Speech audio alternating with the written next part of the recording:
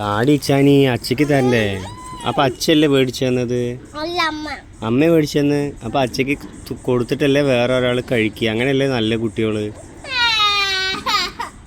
അപ്പം അച്ചയ്ക്ക് എന്താ തരാത്ത്? അച്ചയ്ക്ക് താ.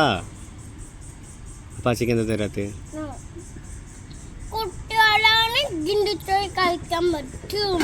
വലിയൊരു കഴിക്കാൻ പറ്റില്ലേ? അതെന്തേ?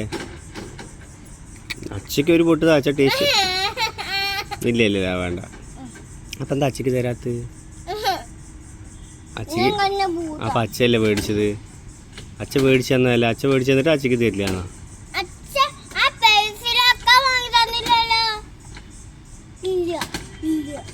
അമ്പടി കള്ളി, നീ അങ്ങനെ ചെയ്യാൻ പാടില്ല കേട്ടോ.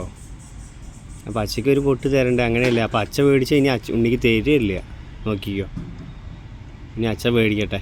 അപ്പം ഇനി കിൻഡർ ജോയ് മേടിക്കുമ്പോൾ നിനക്ക് തരില്ല. ഞാനും ഉണ്ണിക്കൂട്ടനും അക്കൂട്ടനും കൂടിയും കഴിക്കാം. അപ്പം തരില്ലേ? ഒടുവിൽ തന്നോട്ടാ.